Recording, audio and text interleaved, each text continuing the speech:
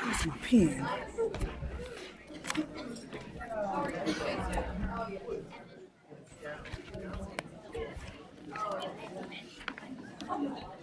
Nick, let me use one of your pens.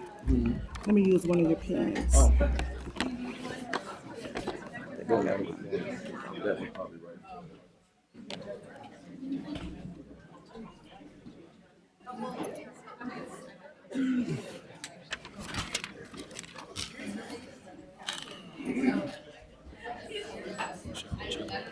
Oh. Yeah, he do. He do. He got his hands full down there resting now. Yeah. I don't know how he makes that drive that often. Man, I know. It's a long drive. Yeah.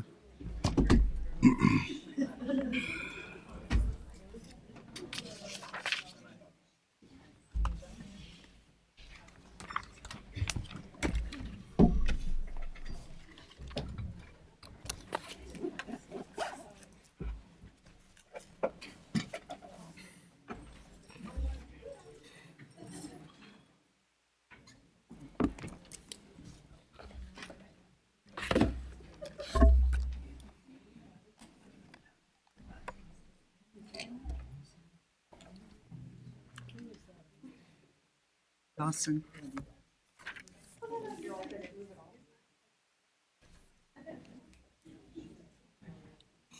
It was February 4th. It's a PFT one. Yep. Mark Bill's winter chess class on February 4th. Good evening. I'd like to call the Peoria Public School Board of Education meeting to order. I promise not to be long. Could you please call the roll? Mrs. Costick. Here. Mr. Claus. Here. Mrs. McConnell. Here. Mr. Murphy. Here. Dr. Ranking. Here. Mr. Wilson. Here. President Ross. Here. We have 7 present. Thank you. Please join me in the Pledge of Allegiance.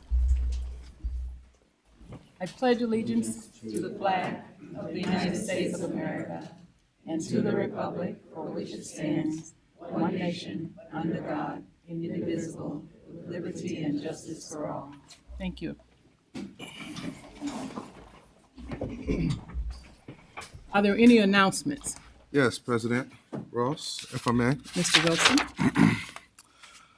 Congratulations to the Peoria High Lions. This Saturday, November 19th, Peoria High School will face Morris High School in their IHSA state semifinals at the Peoria Stadium. The game begins at 2 o'clock p.m. and tickets are $8. I have another one as well. Okay. Chess is back in District 150. Programs are thriving again post-COVID at Richwood, Central, Manual, Mark Bills, Liberty, Reservoir, Lincoln, Franklin, and Glen Oak, to name a few. Just under 100 students from 27 Central Illinois area schools, including 32 Peoria Public Schools students, attended the Liberty Fall Chess Classic this past Saturday. Richwoods, Liberty, Mark Bills, Glen Oak, Franklin, Hines, Reservoir, Keller all had representation and performed very well. Glen Oak placed 4th and Franklin placed 5th in the K-5 division. Liberty placed 5th and Glen Oak placed 6th in the junior high division. And Richwoods placed 2nd in the high school open. Awesome job. It was great to see so many Peoria players in attendance, and the kids were well behaved. If any schools or Peoria coaches need boards and pieces, training materials, or other information about chess meets, they can contact Emily Dawson from Greater Peoria Chess Foundation. She is a Peoria Public Schools District 150 coach too, at emily.dawson, DAWSON, at psd150.org. Save the date for the Mark Bills Winter Chess Classics, February 4th, and the PFT/Peoria Public Schools Chess Championship match on March 18th, both at Mark Bills. Thank you. Leaders or readers. At the beginning of each board meeting, we will begin acknowledging the top performers and accelerated reader across the district. Following their acknowledgement, they will receive medallions at their respective schools. On Thursday, September 17th, Peoria High will host a family reading night from 3 p.m. to 6 p.m. This is open to all Peoria Public School students. Family reading night, Thursday, November 17th, Peoria High.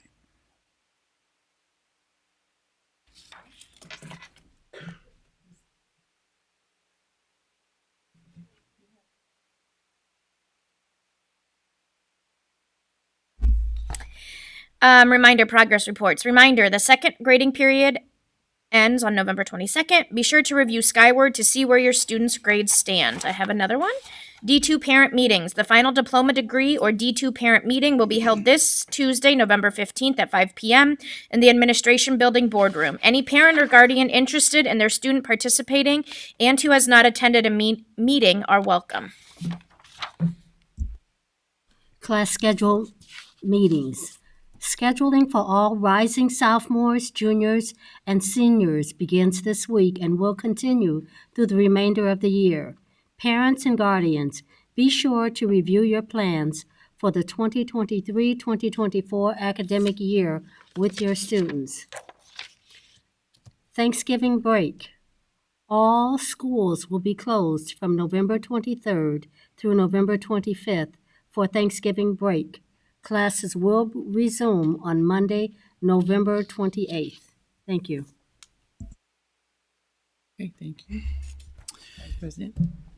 PTO council meeting. Reminder, the next PTO council meeting will be held on Tuesday, November 29th. The meeting starts at 6 p.m. in the administrative media room. And my other announcement is the District Family Forum. On Thursday, November 17th, a district-wide family forum will be held at Jameson for parents and guardians of students with IEPs or 504 plans. The forum is from 5:30 p.m. to 7:30 p.m. and will include dinner, breakout sessions, and productive conversation. Contact Michelle Minders to RSVP or attend the event virtually. Thank you. And I have an announcement, Grandparents Week festivals. This week, students are celebrating Grandparents Week with different festivities throughout the week.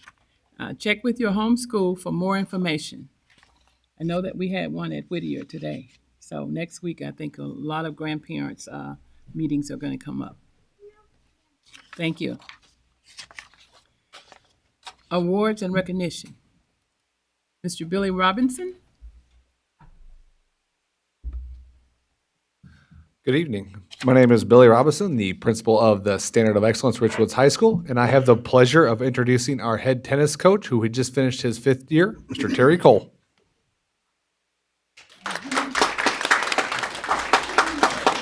Thank you so much. We're here today, and we were invited here to celebrate a couple players' really great seasons. So really quickly, a big thank you to Mr. Murphy up here for giving me a lot of rides home, and Mr. Klaus, who worked with both of these girls for multiple summers to develop their skills to the level they're at. But Olivia Reynolds and Julia Vojtovich both entered this season anticipating to do really well. Did they know that they were going to have the best finish we've had in 35 years in Central Illinois? I don't think so. But they are both exceptional young ladies who are both IB students with exceptional GPAs. The girls' tennis team last year posted a 3.92 GPA and involved 36 different students. So if you can imagine that kind of kid, I don't have to do a lot of work. But I would like to welcome them up to the microphone. This is Olivia Reynolds and Julia Vojtovich.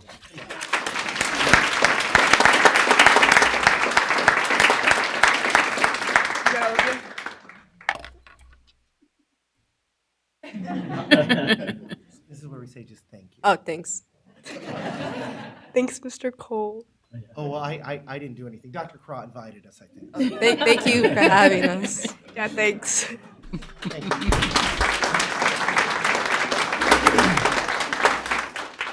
Super proud of them. Julia and Olivia. Awesome. Mr. Cole, of course. And I know Mr. board member Klaus has always been, we need new tennis courts, we need it. Just don't ask me to play them. Not gonna be fun. Klaus. Okay, next is Dr. Ann Bond, Deaf and Hard of Hearing teachers. Oh, while you're walking up, let's acknowledge the parents of our winners. Parents with you? Any parents present? Parents present? They were obligated tonight with work obligations. Okay, thank you. We'll leave them on the YouTube. Thank you. The kid said no. Congratulations. Good evening. I have the honor of recognizing a very specialized group of individuals this evening, and that is our deaf educators. I'm pretty mesmerized by the work that the staff in our Department of Special Education do on a daily basis, and our deaf educators are certainly no exception to that.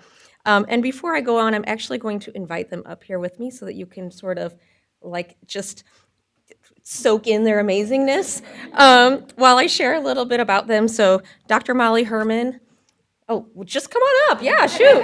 Come on, let's go. Yeah, just join me. We'll introduce them momentarily. So I'm not sure if everyone in our district is aware, but we have a very comprehensive deaf and hard of hearing program within our school district. We have self-contained deaf and hard of hearing classrooms at Valeska Hinton, Maud Sanders, Sterling, and Richwoods.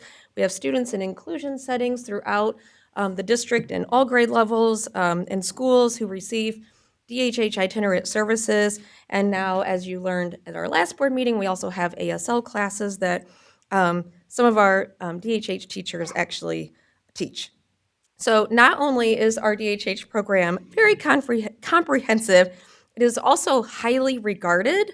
It is very well respected throughout the state of Illinois, and we are actually a hub for DHH services within the area. As a matter of fact, in our self-contained classrooms, about half of our kids come to us from communities outside of the city of Peoria. So that's literally how well respected this program is, that people are asking to send their kids to us because of who you see here behind me. When I go to different meetings and different things that involve people from around the state, people are always picking my brain about the program that we have here, or they're always saying, just wanting to figure out how to gain the expertise of these ladies that are behind me. So again, it's a very well-renowned program, and it didn't just sort of magically happen. It's been built over the years by the people that you see here behind me. So one more quick thing about them that's really actually what makes them so specialized. The more I get to know you all, I'm just going to speak to them, the more I get to know you, I'm so blown away by everything that you do and everything that you teach me. I'm learning so much from you. They have such a specialized skill set. So imagine they have to know the general education curriculum for multiple grade levels, multiple content areas. You have to know special education and the law and how to make sure that you're responding to and following all the responsibilities and legal requirements of that. And then on top of that, you have this layer that is so specialized that's really meeting the needs of our children in the deaf and hard of hearing program. And so you're teaching me all that you have had to learn in your schooling and beyond, and just as you work with kids on a day-to-day basis, I'm totally blown away. And I know you're going to share a little bit more with us in a minute, but I'm really just truly blown away by the complexities of their role. It's the depth of knowledge they have to have in order to serve our students who are deaf or hard of hearing is just tremendous. So, having said that, now you have to talk. You have to talk. I'm so proud of you. And I'm really proud that as a district, we get to acknowledge you this evening and recognize all that you do for our kids, because you're very specialized and you're really important to this district. So thank you so much for all that you do. Thank you. So, Dr. Wow. Molly Herman's going to Thank share a you little so bit. much for your kind words, and I have to take a breath for a moment because it's not very often that our 1% of the special education population gets any spotlight, because we are such a niche, unique population. And I just kind of gave everybody a quick email this morning to take a little poll. We have 9 teachers of the deaf in our district right now. And then we have amazing support staff as well. Samantha Dorsey does the speech and language for our deaf, hard of hearing population. And she is also so specialized and unique in what she does in working with our deaf, hard of hearing students. And then we also have 7 interpreters in our buildings that we teach in self-contained, but also in other buildings that are providing the support and access that our students need. And some of them came here tonight to support us as well. So we could not do our jobs without that support staff that's always right beside us and walking next to us, brainstorming, figuring out students' needs. And we even have a parent of a student in the audience too tonight, because our relationship with our parents are so important because they're learning too. Like, a child that's born deaf doesn't come with a manual on communication. It's a really hard process to figure out what mode you're gonna choose and how you're gonna do that. So we're really a little specialized, tight-knit group that are very passionate about what we do. And so as I polled everyone this morning, I just wanted to know how many years of experience working as teachers of the deaf are standing behind me. And it's 145 years. When you total all of our years of experience, it's 145 years of combined teaching experience. And out of the 9 of us, 7 of us have master's degree or higher in some of those disciplines, such as special ed, teaching and leadership, learning disabilities, gifted education, reading specialist. 2 of us have master's plus, and I have my doctorate degree. So the learning never stops when it comes to our deaf, hard of hearing children because they're so complicated. And one deaf kid on paper looks completely different than another deaf kid, even when their audiograms are exactly the same. So you have to figure out how that kid's gonna learn to communicate. So I thank you for this opportunity to be recognized and for our students that we love so much and the work that we do with them. And Ann said a lot of the stuff that I was gonna say, but I wanna wrap up with just a short story of my early career when I was at Sterling teaching the pre-K class. I was figuring everything all out and how to communicate best with kids and interact with teachers, learn the gen ed curriculum, work with multiple disabilities, deaf, hard of hearing students, partner with a special ed teacher that specialized in that because I needed to get this kid who is in a wheelchair and deaf to come along while in the same classroom of this kid who is orally speaking, learning to listen with their cochlear implants and their hearing aids and hooking up their digital systems, which change every day. And I feel like the old person now because I never know, what the technology is that we need to use. And I was in the teacher's lounge taking a breath, and one of the middle school teachers had come down, and she said, I just don't understand how you're teaching these little ones sign language when they don't know how to read yet. And it took me a moment to even process her question. And it made me sit and reflect that, this was a very educated teacher. And you just don't know what you don't know when it comes to educating deaf children. And in her mind, there was no way to teach language or teach signs, let alone language, if you weren't able to read the words.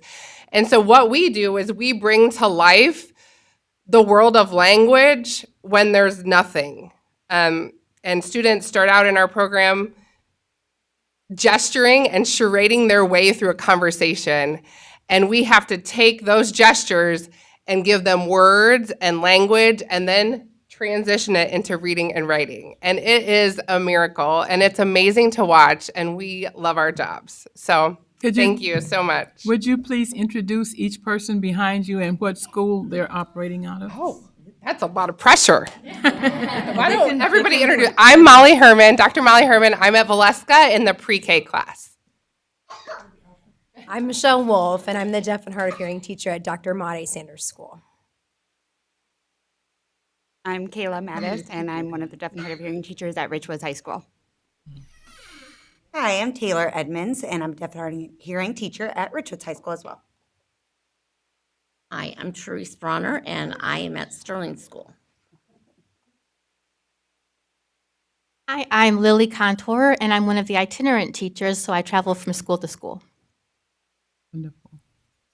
And I'm Julie Bowles, and I work at Sterling Middle School. Thank you. The last thing I wanted to mention was all of the principals from our self-contained classroom are also here supporting us tonight. So I really wanted to would you thank all stand, the please? principals that are Principals here from stand. all the deaf, hard of hearing schools, because when we come to them with issues, they're like, okay, you tell us what we need to do, because, you know, this is such a specialized population. So we thank you for their open minds and always trying to brainstorm with us how we can help our students and parents the best. So. And you said you had some support staff. The support staff stand, please. Yeah, we have a couple. Tammy Arvin is my sign language interpreter. She's here as well.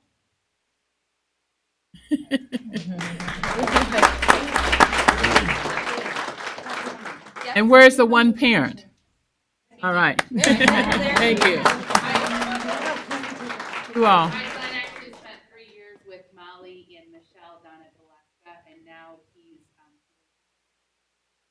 Wonderful. All right. Thank you all.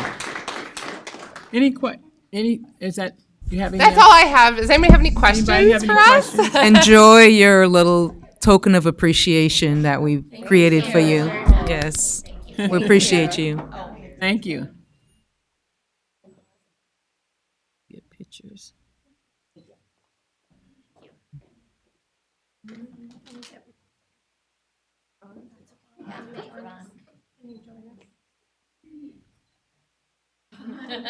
What does the plaque say?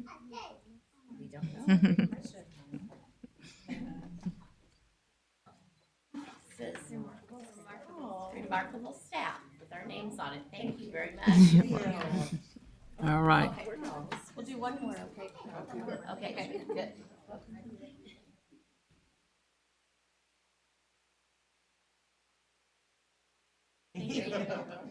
All right, thank you. Next on the agenda is Dr. Jerry Bell. He is going to talk about a community contribution. All right. My mother's community garden. Good evening. Good evening. President Ross, Vice President Murphy, members of the school board, as well as you, Dr. Crott, a wonderful leader. As Executive Director of Middle Schools, I have the privilege of working with the staff at Tree Wind K-8 School. A few weeks ago, Tree Wind's library manager, Ms. Charlotte Fleming, shared the extraordinary work both she and her sister, Ms. Cheryl Boswell, have done for people in the south end of Peoria. Specifically, the work they have done is through their community garden, which they have named My Mother's Community Garden. My Mother's Community Garden provides sustainable food resources to families who live in the community dealing with food inequality. My Mother's Community Garden has been in existence since 2011. Their mission is to provide healthy and affordable food options for people in the Peoria community while teaching sustainable urban gardening. In 2017, several lots were purchased and turned into urban gardening space. The name of the garden reflects the mothers and matriarchs who were instrumental in nurturing those who grew up in the 61605 zip code. Hundreds of pounds of food are produced each year in the garden and donated to the community. During the summer and fall, educational classes are taught twice a week for students in the community. Students in the horticultural class at the Knoxville Center for Student Success have participated in the garden for the past 2 years. The hands-on learning experiences have made it possible for students to get firsthand knowledge of how their work in urban agriculture addresses some of the food disparities many urban areas are facing, especially Peoria. The biggest learning achievement has been learning the process of planting a seed, watering it, caring for it, harvesting it, and eventually eating it. Doing so has allowed students to see the start to finish of their food and labor. My mother's community garden offers a variety of fruits and vegetables to the community free of charge. Being sustainable while meeting the needs of families is a challenge. They continue to meet the needs of the community while addressing water conservation and growing more produce. The garden is not organic certified, however, organic horticulture, if I can get the word out, principles are used in managing pest and soil conservation. As part of their Get Healthy series, exercise classes connecting the mind and the body, ranging from yoga to Tai Chi, are taught at the garden. Next year, in 2023, cooking demonstrations will be provided in the garden. The cooking classes will present the owner's seed to table philosophy and how to cook healthy with the foods grown in the gardens from seedlings. To generate sustaining revenue, last year, 2020, my mother's community garden started producing and manufacturing hot sauce and other dry goods from the peppers and herbs grown in the garden. Several hundred bottles of hot sauce are sold across the country and even in Europe. Wow. Currently, there are 5 different varieties of hot sauce that are very popular. Proceeds from the sale of the hot sauce go directly back into the garden. My mother's community garden was created with one major purpose: helping people eat.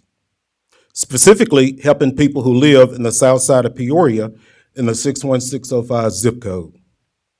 They envisioned seeing everyone in the community having access to healthy food choices and developing skills to sustain a healthy lifestyle, while also improving the community and environment. To learn more about my mother's community garden, please visit their webpage at www.mymotherscommunitygarden.org.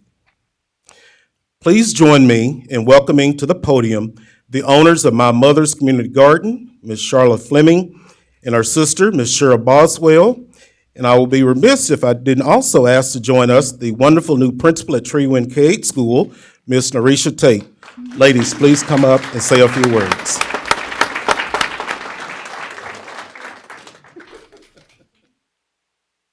Okay, so I have to do this. I'm sorry, because I'm the germaphobe. I was not aware of the hot sauce. I mean, Did you bring some for everyone? Okay, so I actually wrote that. Now I know why I'm so tired. That's a lot of work. That's a lot of work. And that's saying, if you find something you love, you never work a day in your life. Or gardening is a little different. You work. You work. You work. But thank you, Dr. Bell and Dr. Karad and all the board members for acknowledging the work that we do. It is a labor of love. But our hot sauce journey actually began when someone donated peppers.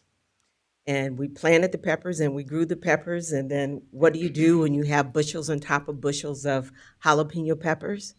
You make hot sauce. And we did, and it's been very successful. She is the hot sauce person. And so much to the point where we have a designated area called Pepperville. The peppers that we grow range from jalapenos to cayenne, and some of the hottest peppers you can find on the Scoville chart are your ghost peppers and your Trinidad peppers. And we sell 5 different varieties. We're not here to plug our peppers, but we're not going to be bashful.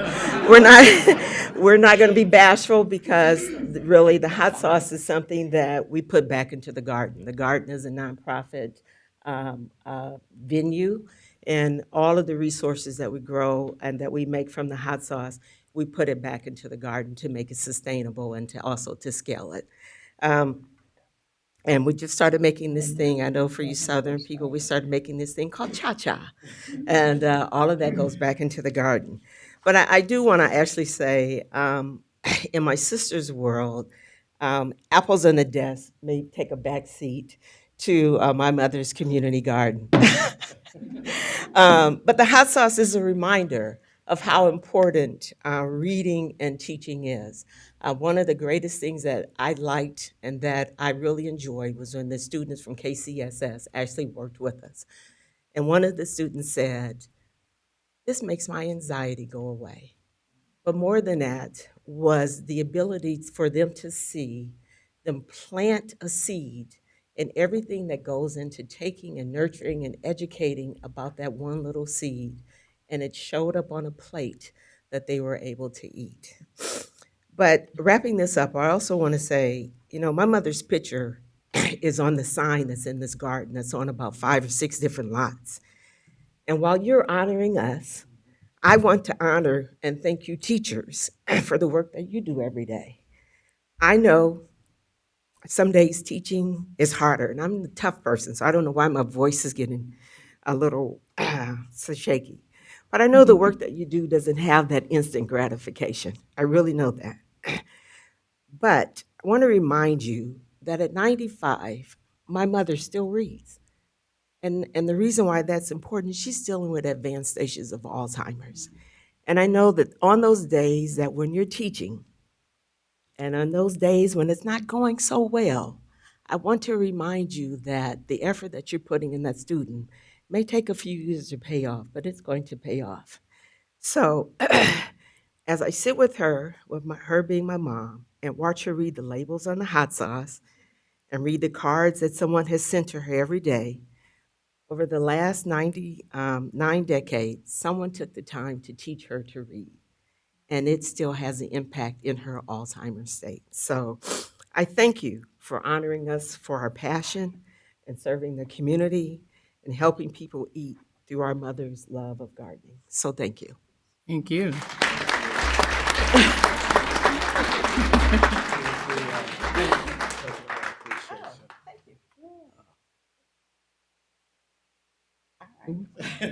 Thank you. So, Ms. Tate, would you like to say anything? I am the quiet one. But no, we have purchased several bottles of hot sauce. I am not a spicy eating, but they're what's the honey? Yes, the honey hot sauce, the honey habanero is so good. That my niece and my son, they are like, when you gonna bring some of that back home? So I do. She is an amazing person, and like they both have, shared their love of gardening with, our community. So Thank that you. is such a blessing. At least, what I like about it is the young people can understand, from farm to table kind of issues. And could you talk a little bit about where to get the hot sauce? Because I need some hot sauce. The hot sauce Dr. Bell lady. said go to our webpage at Okay. www.mymotherscommunitygarden.org. Okay, thank you. See me at Tree Wind. Thank you. Thank you. Anybody else have any comments? Sir? Thank you very much. May I Yes, just share Cheryl? Oh, I'll wait till they're done.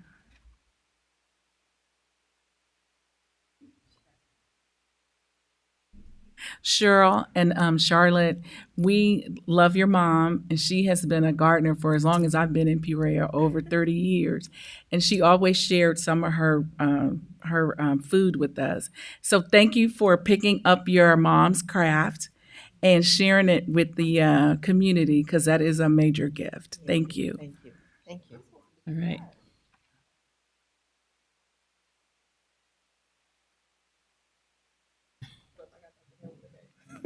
Crop me out. All right. Hey, President Ross, I would also be remiss if I did not acknowledge Mr. Fleming as well, Mrs. Fleming's spouse. All right. Mr. Fleming. Welcome. All right.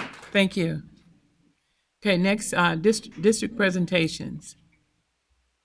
Advantage Communication speech update. I'm going to mess this name up. Marila? Is it Marila? Maria. You say it then. My you. middle name is Marie, but I don't pronounce it like that. It's just missing that L and the A at the end. Right. Thank you so much, and thank you for putting up our presentation. Actually, before I begin, Raul and I, who's here with me today, we actually moved from California to Peoria, and we really just have to take a moment to acknowledge Halima Nala. So if Halima, I know you get tired of us acknowledging you, but please stand up because you have been an amazing support to our program and continue to do that today. She's also the reason why we're here, because she convinced us that this would be a great opportunity for us and to work with students that really needed that background in just being able to have somebody that knows how to get them to that national level. To tell you a little bit about myself, I'm with Advantage Communications. We have districts across the country, more specifically in California, and we're going to now start spreading here in Peoria. Right now, we have 7 schools in Peoria. Advantage has also coached 5 schools at the national level, and we have received national recognition for our program. And we see Peoria as that next step to get that national title. So the reason why, we came from California is because we definitely see something really special in Peoria. And to be really honest with you, I am shell-shocked at everything that this board does to be able to support their students. I didn't know that they had an amazing program for students to be able to really engage in sign language. And in our debate program, one of the things that we actually have our students think about is whether or not we should start having sign language as something that you need to learn before you graduate elementary school. And some of our elementary students will come up with arguments like, the reason why we should learn sign language is because I want to be able to have friends that are not just, good of hearing, but that are at all hearing levels. And these are elementary students, right? So you can imagine that our middle school students and our older students are ready to have conversations like whether or not we should have some limits on things like strikes, which I know that has been something that you all have to think about, but having the community think about those things is also really important, and speech and debate does that for our students. Not sure who's manning the slide, but if y'all can help me out with the next part of the slideshow.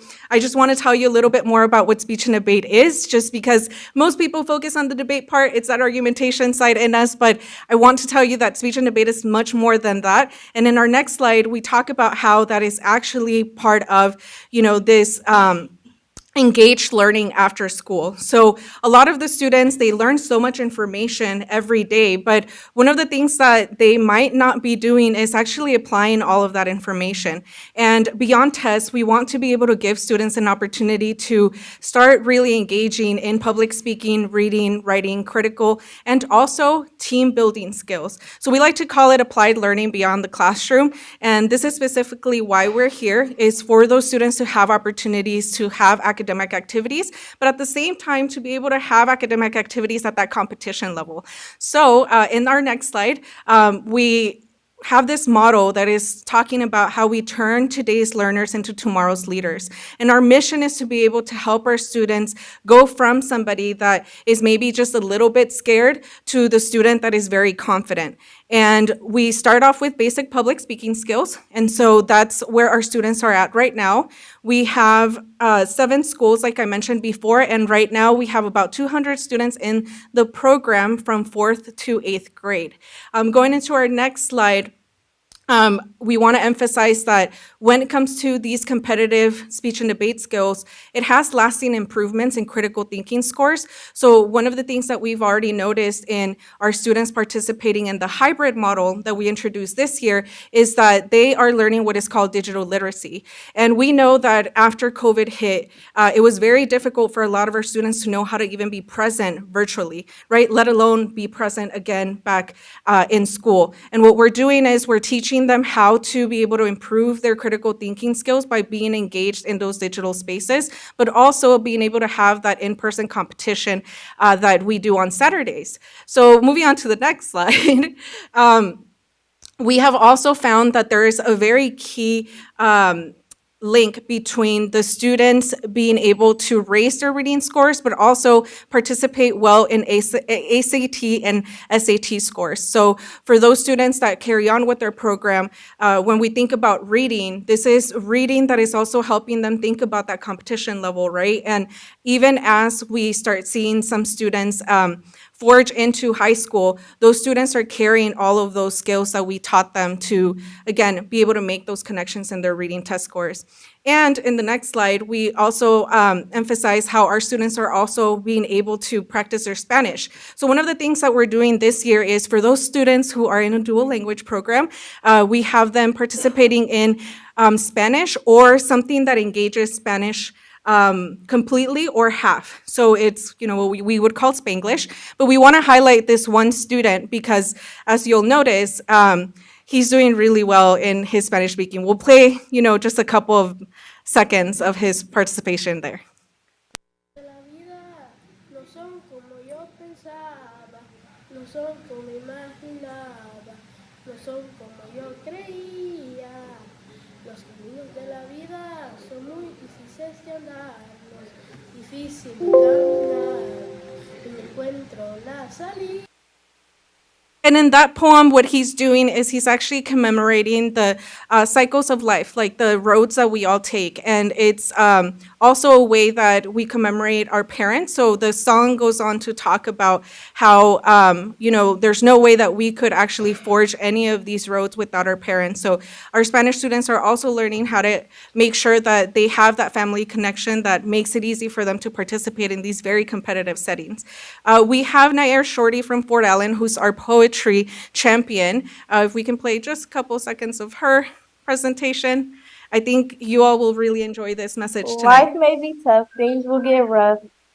There will be bad days. Life may seem like a haze, but through it all, always stand tall. Giving up is not an opinion. Never turn your back and run. Through good times and bad, through happy times and sad. As long as you keep moving, you'll never stop growing. Being a student seems easy, but it's not. You're told what to do everywhere and by everyone you meet, whether it be your teachers, parents, friends, peers. Sometimes we just need a reminder that we aren't the only ones going through, and that no journey is the same. Poem recognizes the struggles that students We can pause it right face. there. Thank you so much. And so what we're also teaching our students is that they're going through things in their everyday life and that they can choose poetry that can highlight those emotions and help us adults understand what they're going through. And we also have an acting category. So I definitely think that Antonio Schwab from Peoria is actually going to be a great actor. And he's been in that drama category for a while now, but he really is taking it to that next level this year, and we'd love to highlight him too. When I was picked up by the spaceship, I was stoked for the adventure of the galaxy. I imagine I'd be like Star-Lord or the guy in Close Encounters. I found out the only reason the aliens came to Earth were to capture a human to take to some kind of galactic zoo. Not sure why a 10-year-old orphan would be interesting to put on display, but I guess I was just an easy target. Who'd miss me, right? To be honest, I was excited when it happened. I was ready for this new life. We can pause it right there. Thank you so much, everyone. Going back to our slideshow, I just want to say that again, we can't thank you enough, board, for funding the program and the hybrid competitions. Just to let you know why they're working this year. Basically, no student can be dropped, right? So what we do is, under the guidance of Dr. Bell and Dr. Karat, we have been able to implement this hybrid model where students record a video and they enter it to the competition. So that's the digital literacy part of it all. But this also means that if a student can't make it on a Saturday, because we know our students are busy, that doesn't mean they're not entered into the competition. So that's been really great, because at this last competition, 118 students actually participated, and we had the students who made it to semifinals and finals show up for that in-person portion. So it's helping our students, again, practice those digital skills in case we ever need them, but we know that we do after COVID. But at the same time, it's helping them with their public speaking skills in person. I will be very short with the next part, but growth into our winter season looks like the Winter Classic. So in our next slide, we invite you all to be part of the 150 students that will be participating at this competition. So you can see that the number is growing, and that is in part because we added a new school, Von Steuben, and with some recruitment efforts, we have been able to get 55 students to join the program there. So it is an amazing, amazing feat, and we expect all of them to be participating. They probably are the most excited group of the bunch right now. But at the same time, for all the parents who are here, this is my way of also encouraging you to have your students participate. We are at Lincoln, Fort Allen, Sterling, Von Steuben, I said Lincoln already, Annie Jo Gordon, and Glen Oak, and we're also at, I'm like looking in my head, and Treewin. And we actually did have our competition at Treewin at the last competition. So the next competition is going to be at Glen Oak.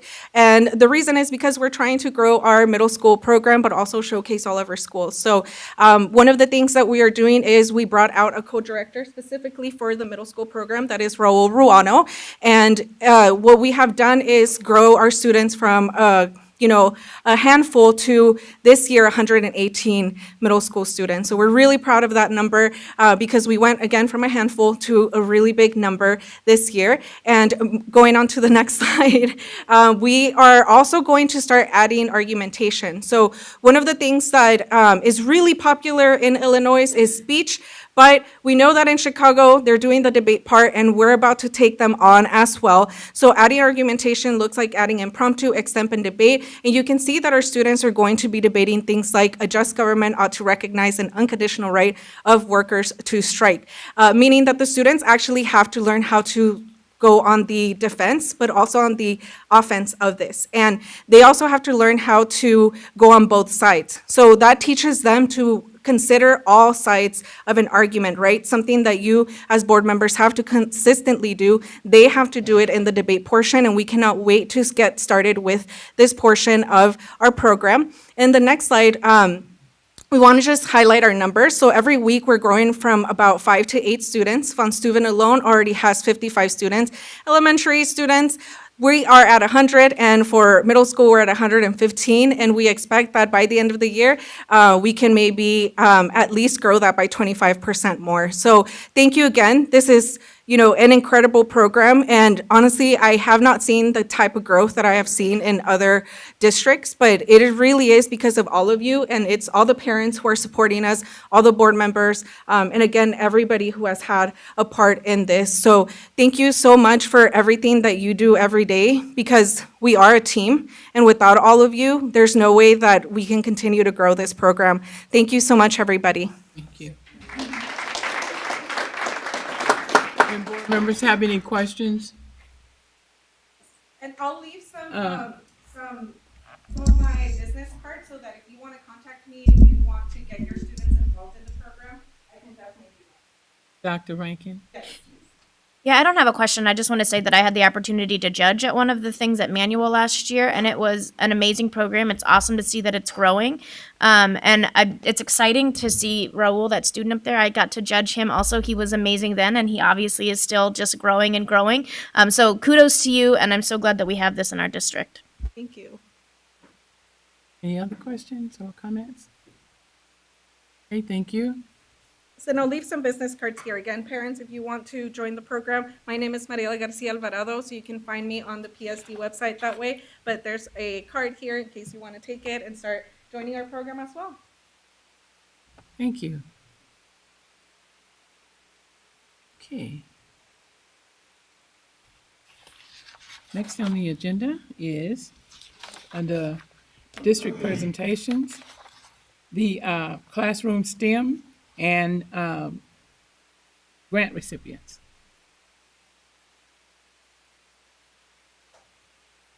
Miss Cindy Morris, how Hi. are you? Cindy Morris.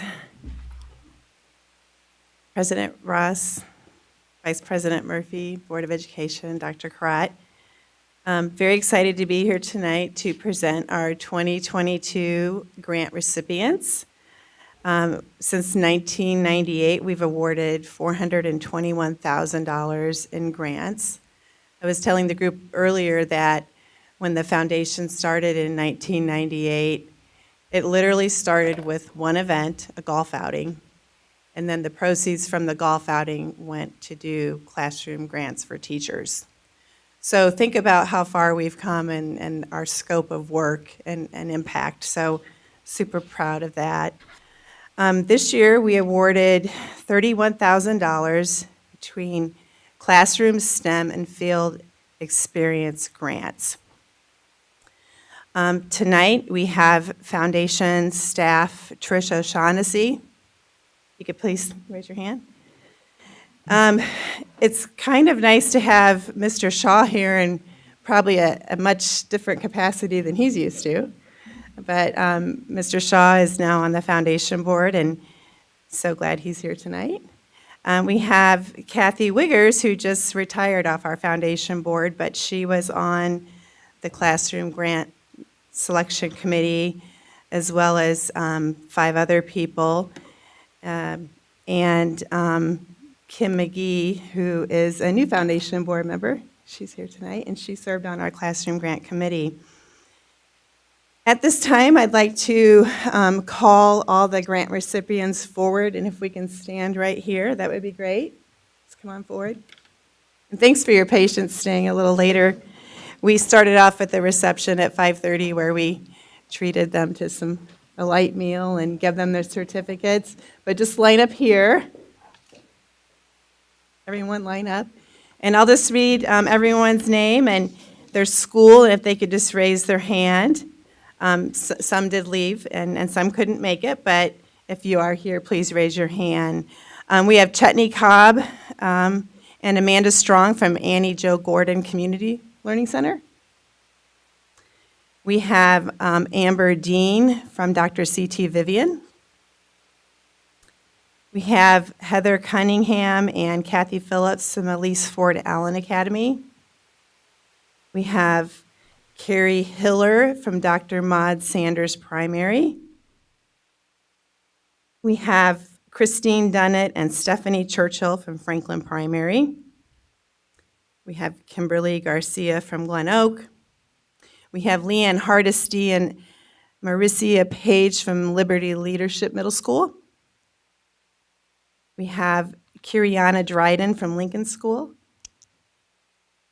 We have Kim Getz, Adam Stevens, Catherine McKenzie, and Terry Henriksen, who are from Manual, not able to make it tonight.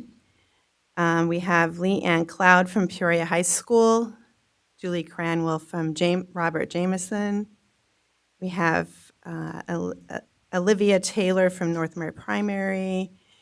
From Richwood School, we have Joe Baumgartner, Travis Bolby, Shelley Craycraft, and Tom Hayes, Sterling, Lauren Wolf, Tree Wynn, Cheryl Halm, Whittier, Tanya Lasota, and Morgan Riggs. From Valeska, we have Mary Keltner, Molly Herman, Tammy Arvin. And from Woodruff Career and Technical Center, we have Oriana Gilson, Yeti Medema, Lisa Polnitz, Kevin Roker, Lisa Snow. Let's give these all a big round of applause. I'd also like to thank the principals and administrators that showed up to support the teachers and staff today that are here, and family members. So thank you so much, and thanks for staying a little later. We're super proud of all these teachers. We had a really, really good grant application scope this year. So thank you. Thank you.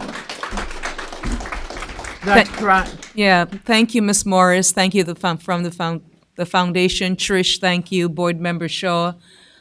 Teachers, we're so proud of you. If you need anything, let us know, but we're just really proud of you for going above and beyond. It was our intention to come to your reception, but we had a long executive session meeting and we couldn't get away. You noticed we were a little late. We apologize for that, but I read some of all of your projects, and I really, really love them. Cindy gave me an update. And again, just thank you for going above and beyond for your kids and all that you do for the children of Peoria and for your buildings as well. You're awesome. Thank you, thank you, thank you. Thank you.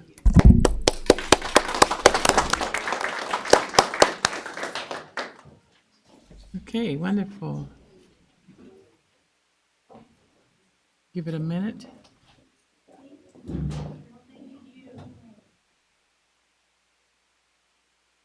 No.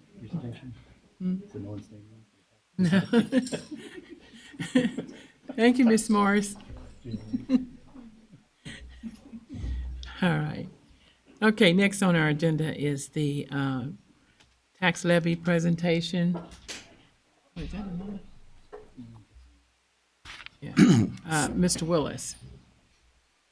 Setting the tax levy is it's a routine process that we go through every year. And if we flip to the next page, in that process, there are a couple of typical terms that you will hear us refer to. The levy is actually the amount of money that we as a district request.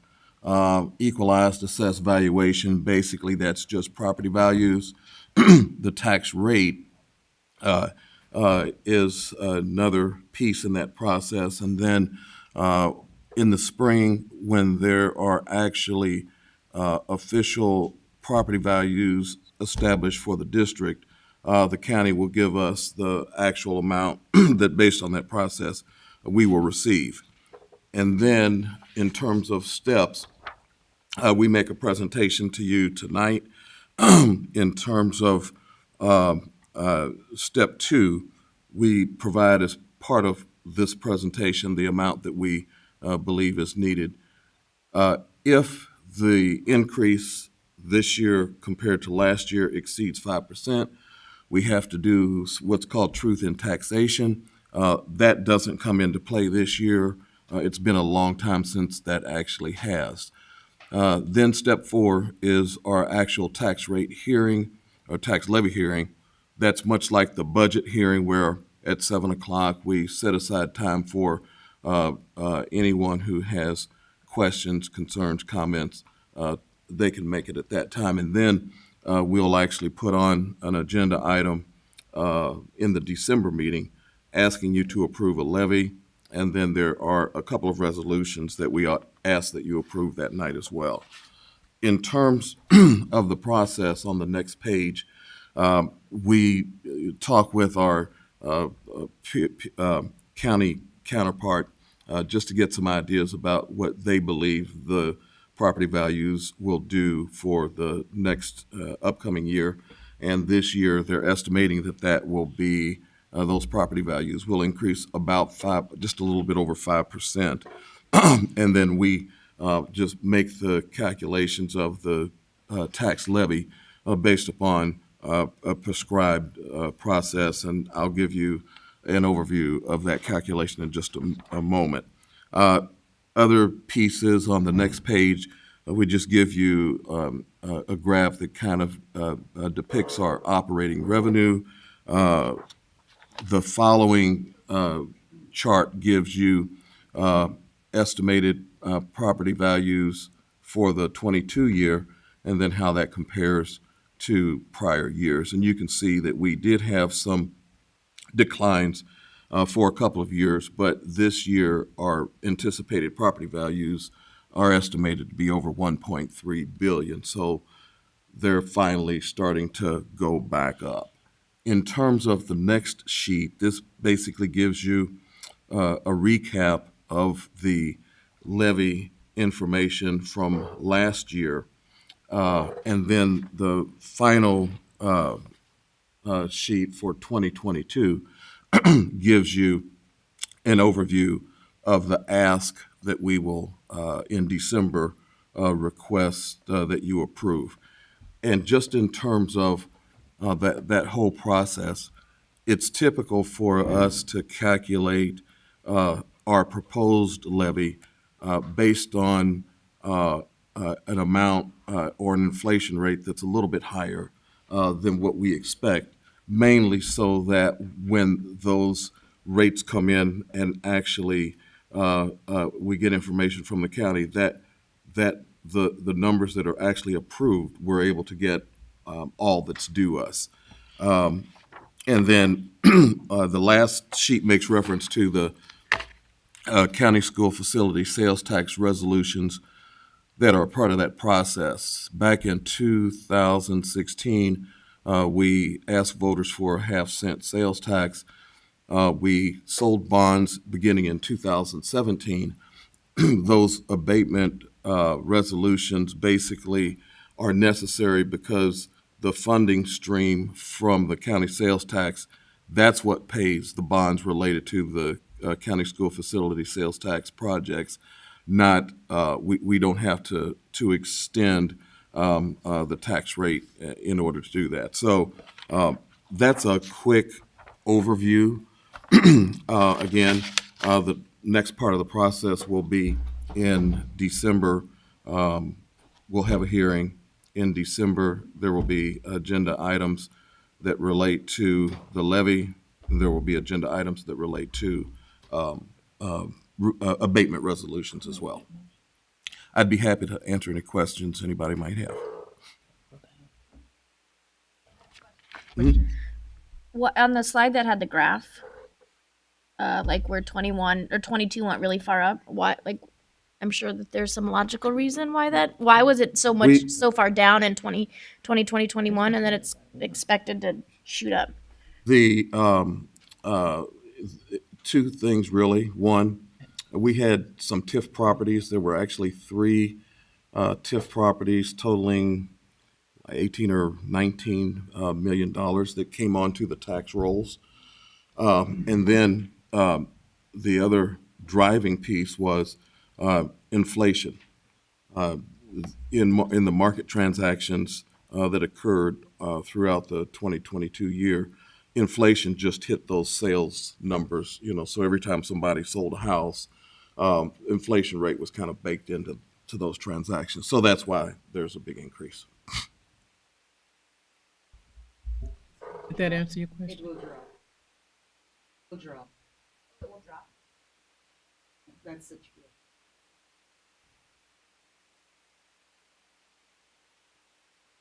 Look- 2024.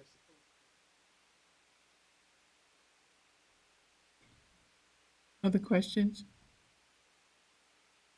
Thank you, Mr. Willis. Well, before I go on, I'd like to acknowledge the schools bulletin boards behind us. Jameson, I was going to do that a little earlier, but there's some beautiful renditions of kids. Jameson on this side and Harold B. Dawson on this side. So if you get a chance, please come up and take a look at it. Thank you. We've come to the point where the presentations by audience is available. We would ask you, each person has no more than 5 minutes, no more than 20 minutes on any one subject. And we ask that your comments are respectful because kids are watching us, which is the only reason we're here. And the first person is Mr. Terry Knapp. Knapp.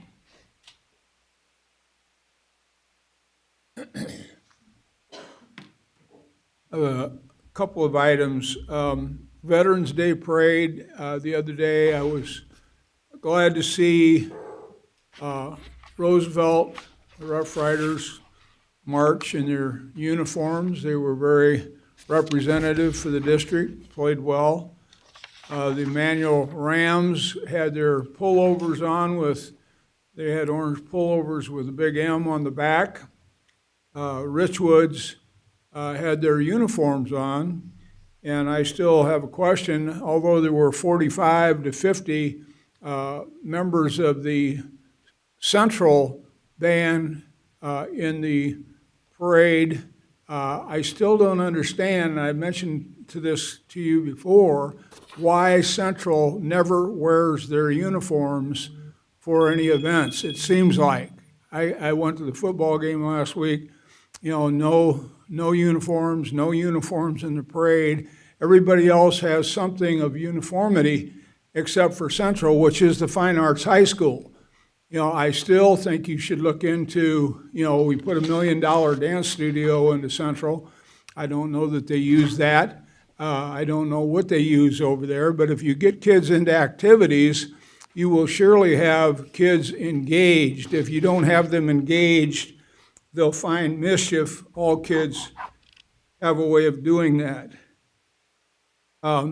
After the parade, Richwoods, and I think it's very important to recognize this, Richwood staff and their band director and their band and parents stayed around for an extra hour to an hour and a half and presented a program, for the veterans who were down there. I didn't see many of you down there. I don't know if I saw any of you down there, not that that's a requisite to being a board member, but what I'm saying is, the veterans who, my dad was 4 years in the Pacific, I know, and others, I think we need to look at that participation. I know that Dr. Crott participates in almost everything. I went, when I got back from Florida, I went down to Woodruff for it was a girls' basketball day for all the teams in Peoria, and A.J. Guyton and his group, including his wife, who slaved behind the counter down there, the food counter and everything else. It went on for hours. And it was truly, the kids enjoyed it beyond belief. I cried. I saw the kids having so much fun, engaged with their parents, and it was truly a District 150 activity. I understand that they have a boys' activity similar to that. And that's very important to this district, to see the community come together periodically when they don't actually have to. Teachers were manning all the stations, and it was really an outstanding event.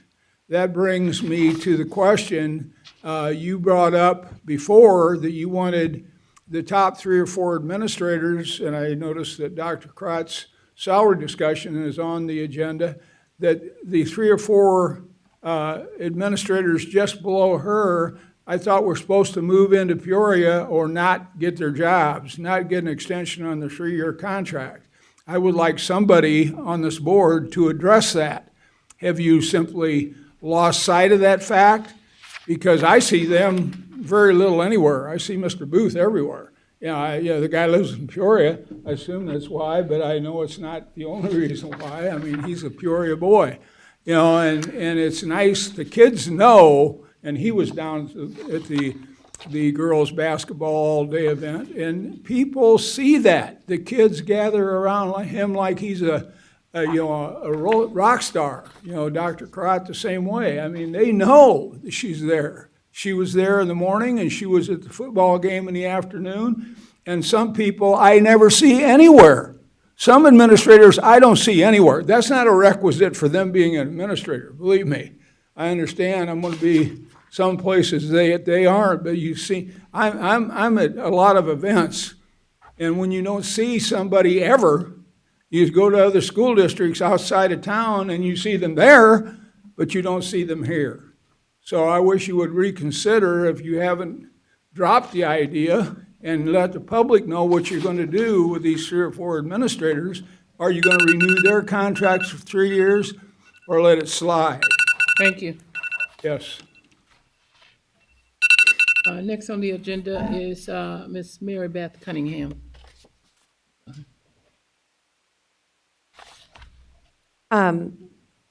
Mary Beth Cunningham, 6219 El Dorado. I have some of the same concerns. I'm not saying not to renew a contract for Dr. Crott. I get along with her quite well.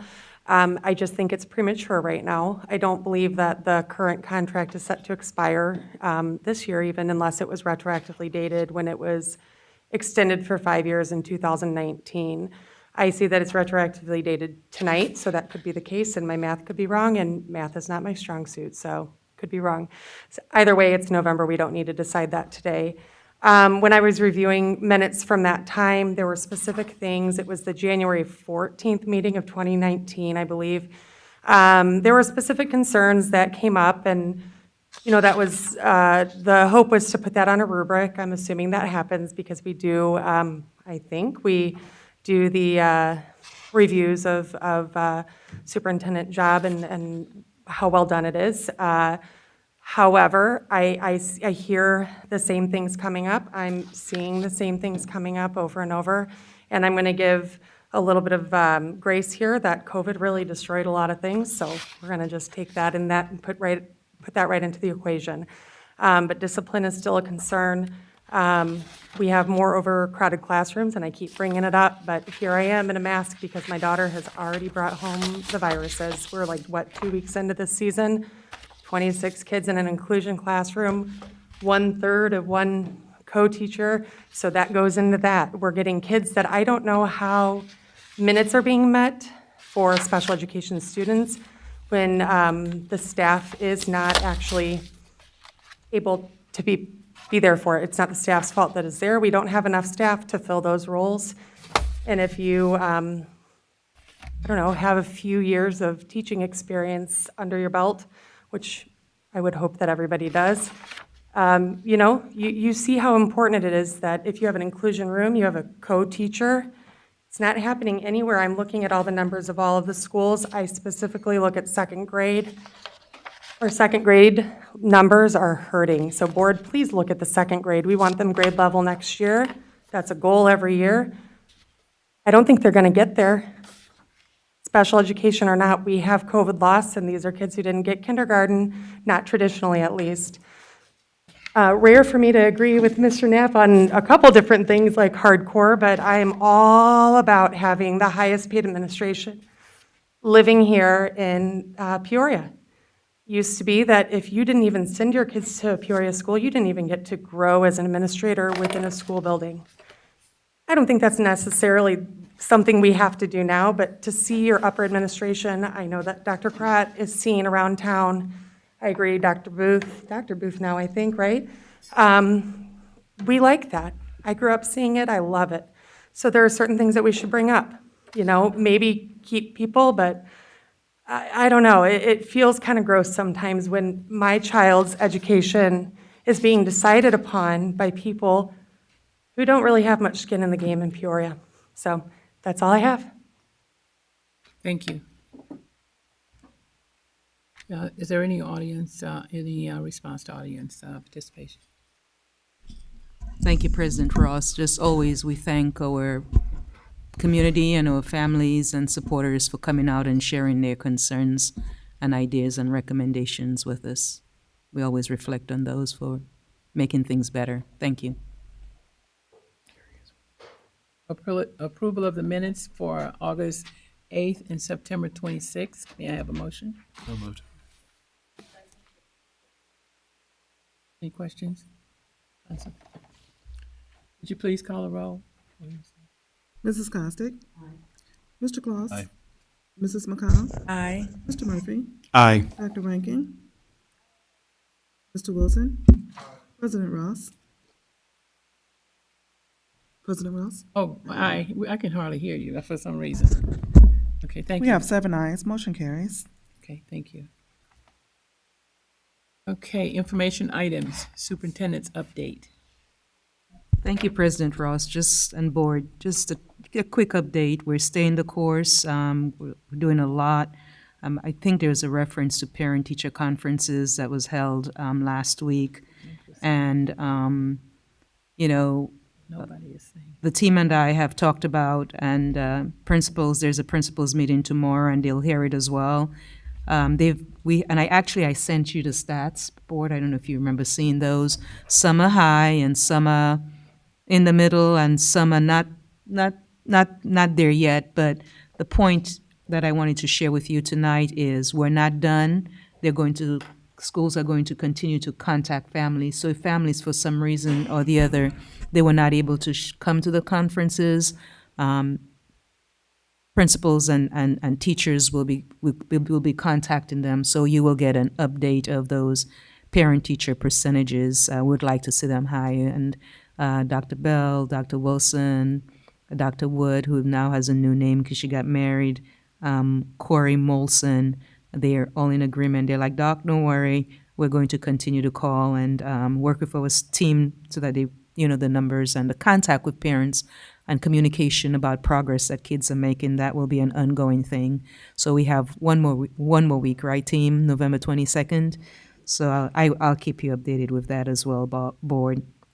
And then, Mr. Knapp mentioned Veterans Day, and actually, that was a work day for us, but we did have representation from four schools, as you heard, and we're very proud of them. And I'll verify that. I was trying to get away, but I couldn't to go down to the Veterans Parade, but we had tons of representation. I'll check with PHS and get some information about the uniforms, but thank you for that. And then we're continuing to do learning walks. I know the executive directors, including Dr. Wilson, they have a meeting with principals tomorrow, starting at 7:30, and it's a beautiful agenda, all about, we know the designations came out, and a lot of schools did very, very well. Talks about, for example, those who are exemplary, what are we going to do to maintain that status, and those who are comprehensive, what are we doing to get up, and those who are, so wherever they are, they're going to be sharing their plan around, the plan to either maintain or to increase significantly. And we know it's possible because we have seen it with Manuel and Franklin and Harold B. Dawson Jr., where they went from the lowest performing school to being a commendable school. So I love your agenda for tomorrow, and have fun, nice conversation with your principals. And then the final thing I have is, we have an individual who works at central office, and that person has been with the district just quietly, I don't know, but crept up on 40 years. 40 years, this person has been loyal to PPS, passionate about and love PPS. She's been an employee for over 40 years. When I think about her, I would say she's very helpful, resourceful, responsible, and attentive to all. No matter where you are in the organization, you get the same love, treatment, attention. She's also amazing with problems, anything related to HR, anything related to payroll. We can count on this individual. And she serves over 3,000 employees. And when I tell you this individual runs a tight ship, she does. And I would say, she's loved by all of the 6 unions that we have, and they all kind of sing her praises, which is kind of rare. But, we've also recommended her along with a couple of other staff members for the Those Who Excel Award. But I just wanted to publicly recognize Miss Jerry Hammer. Miss Hammer, are you here? What? Doc, I thought you had my back. Where is she? Something came up. Okay. Well, we had a nice plaque for her. I'm sorry, guys. And I've had it for a long time. I just haven't got. Not retiring yet. You can No. do it next time. But it's really beautiful. So I was going to ask her to open it and read it out to us, but Halima did a nice job selecting a nice. So I just wanted to share it with everybody. But this is from Miss Hammer. Isn't that cute? Yeah, and it says Peoria Public Schools, Jerry Hammer, in appreciation of 40 years exceptional dedication and service. Beautiful.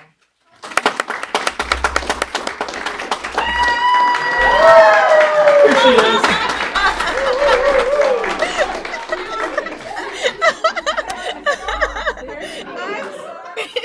Miss Hammer, Miss H, I've had it for like 2 months, and I've always forgotten it. I'm like, okay, I am not So we're going to have you make some remarks at the podium, but this, and it is heavy.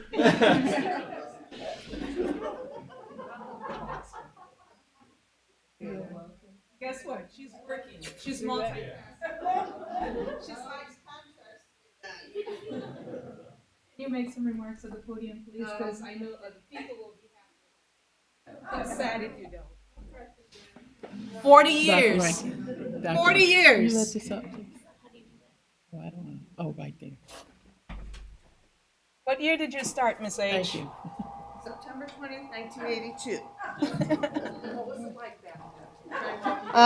Well, the front office, Speak in the secretaries microphone. could only,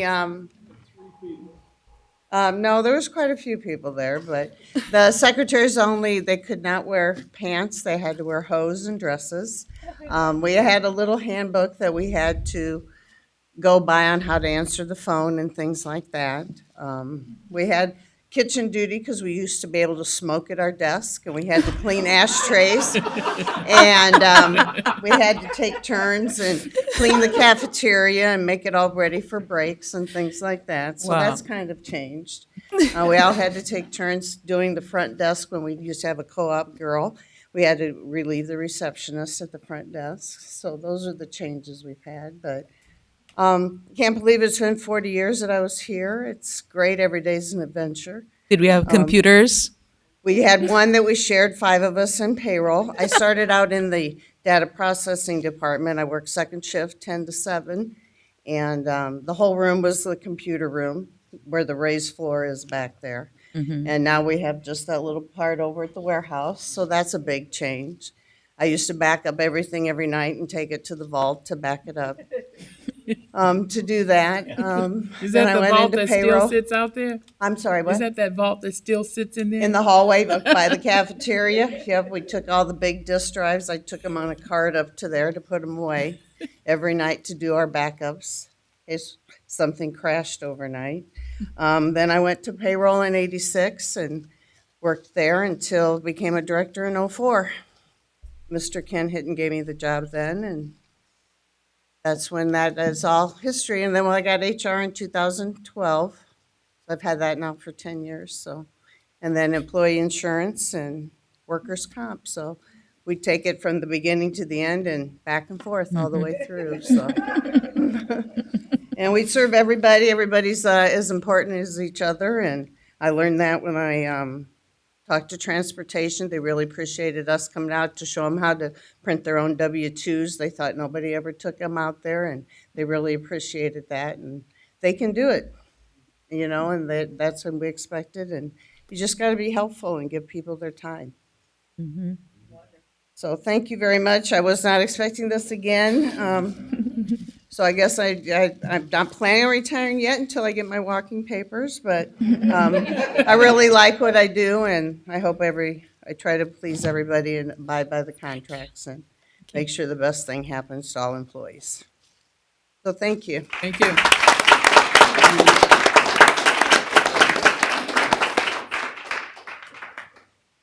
Can we give her this box so that she can carry it, so she doesn't break it? Jerry, here's the box coming to you, coming out over on this side here.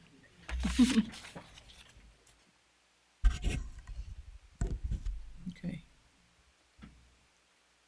All right, what's next on the agenda? Okay, you still in the, I'm done. That ends. Thank you. That concludes my remarks. Thanks. Thank you. President Ross.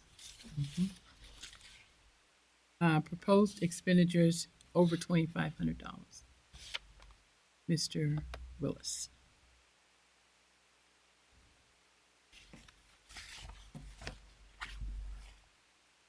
Are there any questions of Mr. Willis? On proposed expenditures over $2,500? I was about to ask one. I wasn't sure if Dr. Karat cleared that up for me. I believe there's like a $16,000 fee for tip 411. And it was my understanding that that was a Peoria Police Department project. I can take that one. I'll take that one. Is that okay? Yep. Thanks. So, yes, Ms. President Ross, there is a component for PPD, and actually, we work very closely with them, and they recommended it, but it was our choice. So I had my team, actually Halima and Director Boone, researched it for quite some time, and came to the conclusion that it was the best direction for us. I'm going to put you in the spot, Director Boone. There were several reasons, because I asked Halima, he's here, if you can come to the podium, please, sir, that would be awesome. And Halima, you're welcome to as well, because time and time again, I said, how is it different from what we currently have? And it's significantly different. When we get it, sometimes we don't have anybody to follow up with it, whereas it goes. Go ahead. Thank you.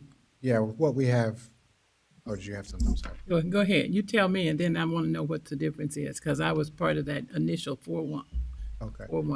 What we have now, Blackboard, if somebody submits a tip, we are not able to follow up on it if they submit it anonymously. So I'm not able to correspond back and forth.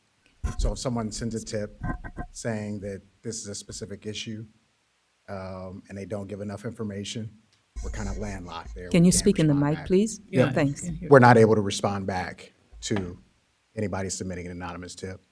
Then also, you can aggregate the tips by school and then get that data weekly, showing how many tips are there, what the tips are for. It breaks it down a lot more clearer.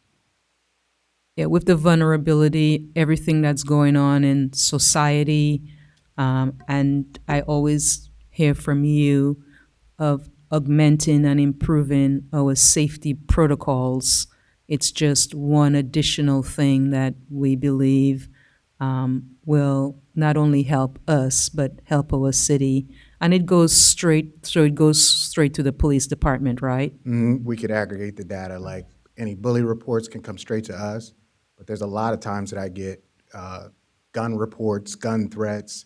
That could be over the break, that could be during the weekend, things that may not be related to school, that parents or kids will send those tips through, and I usually have to manually make sure somebody's monitoring that and send that to the city.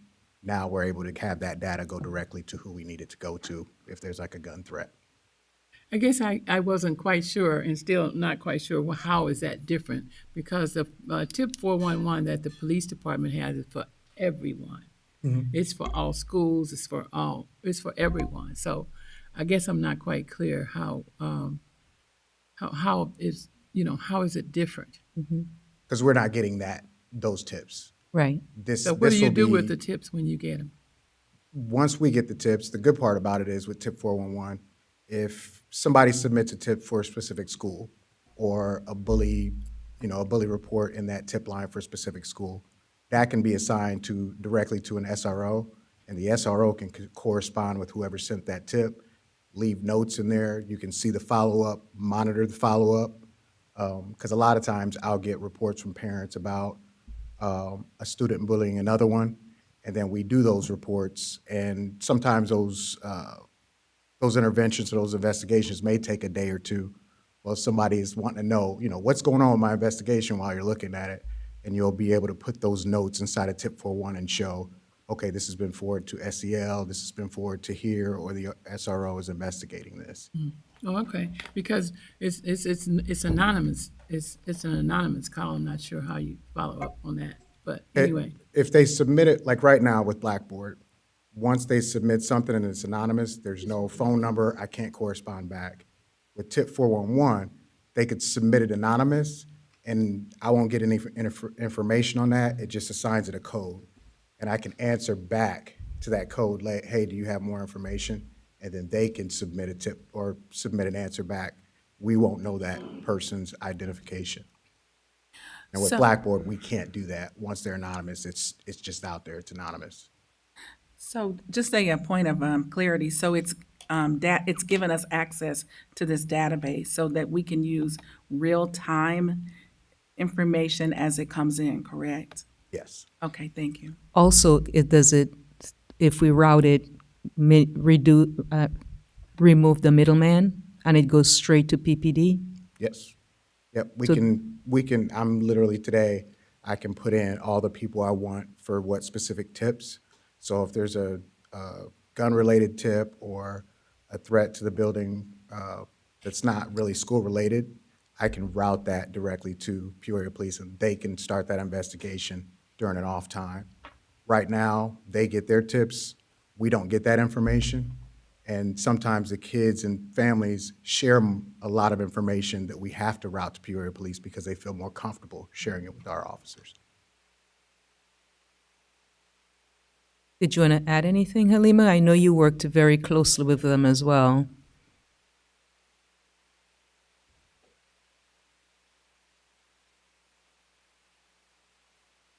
Yeah, so me and Officer Boone were able to kind of connect with 411, but a little bit more on the student perspective. I'm able to work with a wide range of students through the Superintendent Roundtable. And one thing over and over they expressed was they want an open relationship, but they are very conscious of people knowing that, you know, they're snitching or they're giving information.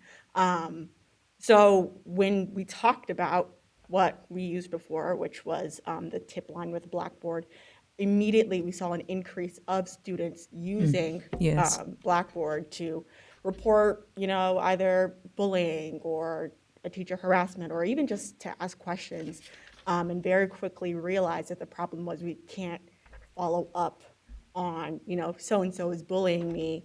If you give us their first name and it's misspelled, there's not really an easy way of all the students that we have to pinpoint that exact situation.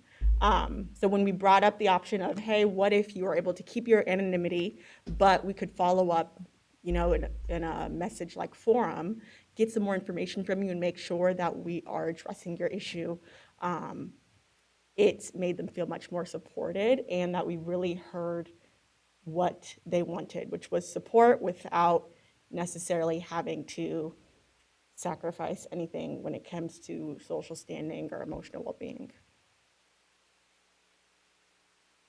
Thank you. You have a question? Can you say it again, referencing the code? So there is a code that comes in, is it on all calls or just certain calls that you get this code?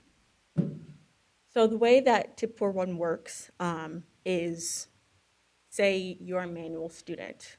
If you want to make sure that your tip is classified for manual, you will text, I think it's MHS tip, and then you write your tip. So on our end, they assign whoever entered that tip. You can text, there's an app, there's a couple of different options. They assign that the tipper a random series of numbers and letters, and opens kind of like a text message form. Okay. So we see their tip, and then we can respond back, but we don't necessarily know their identity because it gives them just a random. Okay, I just wanted to confirm that there is a code or something for every Yes. tip that comes in. Okay. Yes, yep. Other questions or comments? Thank you. Yeah, thanks for asking for clarification, President Ross. Any other questions on proposed expenditures over $2,500? Seeing none. Report of request under the Freedom of Information Act and the status of such request. Thank you, President Ross. Since our board meeting on October 24th, we have received 0 new requests, and there were also 0 requests pending. So there are 0 pending requests noted on the 24th, and well, I guess 0, 0, 0, 0, no requests at all pending now. So to date, we have received 44 requests for the calendar year at a cost of $2,200. Thank you. Okay, thank you. We're now at action items, consent agenda. Vice President Murphy. Thank you, President Ross. Number 1, gifts to school district, year-to-date $76,699.42. Number 2, payment of bills. Number 3, payment for travel. Number 4, human resource report. Number 5, Reservoir Gifted to Laredo Taft Field School, 8th grade. Number 6, Richwood's Girls Wrestling Team overnight trip. Number 7, field trip approval for students traveling to Puerto Rico for cultural Spanish language and science experiences. And number 8, superintendent contract. That is the end of the action items on the consent agenda. Are there any items that any board member would like to pull for a separate vote? 8. He said 8. Yeah, I heard. Okay. Any other items? Okay. With the exception of number 8, may I have a motion? So moved. to- Been moved in second. Is there any discussion on any of the items other than number 8? Questions, comments? Madam Secretary, will you please call the roll? Mrs. Costick? Mr. Claus? Aye. Mrs. McConnell? Aye. Mr. Murphy? Aye. Dr. Ranking? Aye. Mr. Wilson? President Ross? Aye, 7 ayes, motion carries. thank you. Number 8, a motion and a second. So moved. Okay, discussion, questions, comments? It needs to be amended. It needs to be accepted as amended, correct? Well, I don't know if that was, That wasn't your motion, was it? but Do you want to Okay. modify the motion? I can't the modify it. motion? Who made the motion? Mike, I did. Okay, you want to modify the motion to accept, to move as amended? As amended, yes. Amended, who did the second? Greg? Okay, would you agree with that? Okay. Now, questions, comments? Seeing none?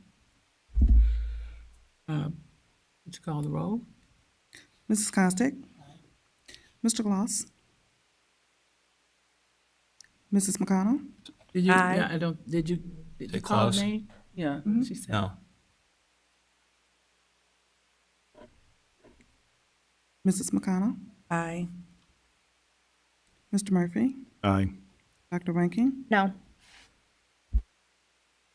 Mr. Wilson? President Ross? Aye. We have 5 ayes, 2 nays, motion carries. Thank you. Deliberation agenda. Number 9, policy 7:285. Who's doing the policies? Who's on policy committee? Oh, we are. Greg. Mr. Wilson? Well, yes. Number, Policy committee? next one's, next couple are yours. No, you can. Item policy number 7:285, anaphylaxis, response and management program. Mhm. Proposed action that the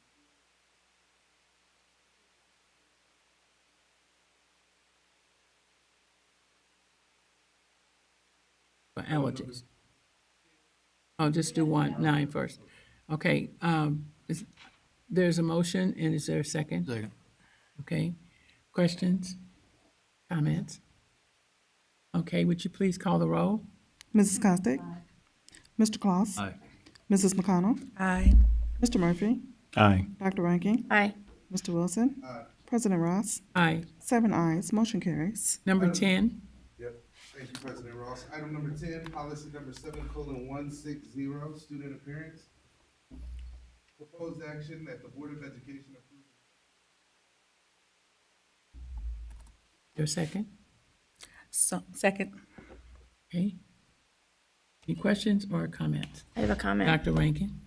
While I understand why the policy committee went forth with the proposed student appearance, I do want to say that I hope the administrators at schools, which is the people who will be making the appearance handbook put it within the student handbooks of their schools in the district, truly consider and think about the recommendations that the PTAC committee put together last year and the ramifications for self-esteem, academic disruptions, and the objectification of females and historically marginalized students when appearance is discussed and disciplined at inequitable rates.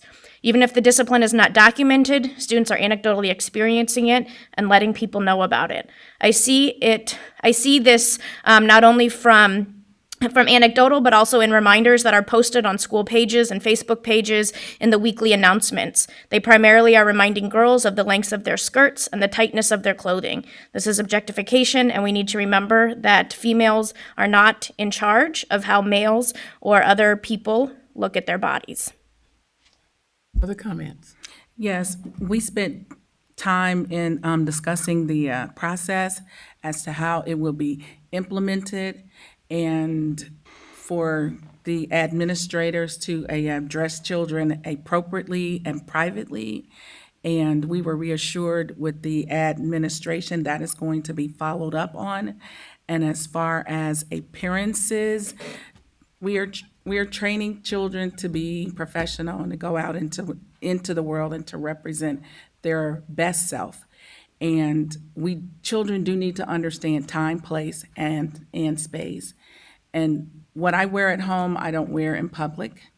And one crowning point is that students don't live at the school. They're only in our buildings about 7 hours. They have the rest of the day and the weekend to express themselves however they want to dress. There is a protocol, and it should be respectful at all times. Thank you. Other comments? Okay, seeing none, would you please call the roll? Mrs. Costick? Mr. Claus? Aye. Mrs. McConnell? Aye. Mr. Murphy? Aye. Dr. Rankin? No. Mr. Wilson? Aye. President Ross? Aye. We have 6 ayes, 1 nay. Motion carries. Thank you. Number 11, expulsions with the expulsions held in abeyance. Who is? Board of Education approve expulsion with the expulsion held in abeyance listed on the report dated November 14th, 2022, be approved as presented. Second. Yeah, no, that's. Gotcha. Is there a second? He said Okay, second. thank you. Any questions or comments before we vote? Okay, would you please call the roll on expulsions with the expulsions held in abeyance? Mrs. Costick? Aye. Mr. Claus? Aye. Mrs. McConnell? Aye. Mr. Murphy? Aye. Dr. Rankin? Mr. Wilson? President Ross? Aye. We have 7 ayes. Motion carries. Next is the expulsions. Proposed action is that the Board of Education approve expulsions listed on the report dated November 14, 2022, be approved as presented. Second. Moved in second. Any questions or comments? Seeing none, would you call the roll? Mrs. Costick? Aye. Mr. Claus? Aye. Mrs. McConnell? Aye. Mr. Murphy? Aye. Dr. Rankin? Mr. Wilson? President Ross? Aye. We have 7 ayes. Motion carries. Thank you. Presentations and suggestions by board members. Are there any board reports from board committees? Whoa. The behavior committee will be behavior committee will be meeting this Thursday at 4 in the media room and virtually. Okay. And virtually, you said? Okay. Any other committee reports, more dates, next meetings? No, not yet. Okay, thank you. May I have a motion to adjourn? So move.